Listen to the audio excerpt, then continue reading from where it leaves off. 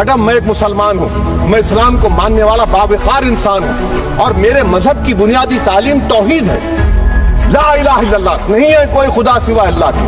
और कुरान में अल्लाह क्या बोल रहा, इय्याका नाबुदु इय्याका नस्तईन, तुम मेरी इबादत करो मुझे मानो। मुझे कहां से मिल रहा?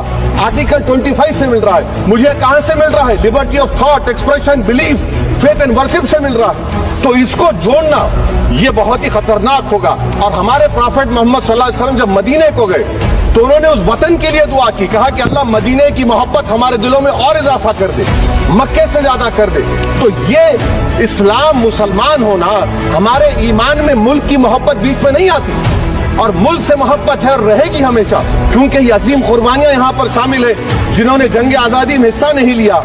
आज अगर वो वतन की मोहब्बत का दर्ज देंगे तो बड़ा गलत होगा। যারা বলে যে আসাউদ্দিন ওয়েসি বিজেপির হয়ে কাজ করে, তাদের জন্য এই ভিডিওটা, তাদেরকে পাঠিয়ে দেন এই ভিডিওটা। যেসব এমএলএ এমপি বলে না যে আসাউদ্দিন ওয়েসি বিজেপির হয়ে কাজ করে, আসলে তাদের দোকান বন্ধ হয়ে যাবে বলে, মুসলমানদের তাদেরকে ভোট পাবে না বলে তারা এই কথাটা আসাউদ্দিনকে বলে। পার্লামেন্টে মুসলমানদের বিরুদ্ধে যতগুলো আইন পাশ হয়েছে সেই সব আইনের পার্লামেন্টের ভিডিও দেখবেন, বক্তব্য শুনবেন। আসাউদ্দিন ওয়েসি প্রত্যেকটার বিরোধী করেছে, কিন্তু আরও তো মুসলমান সাংসদ আছে, তারা কই বলেনি।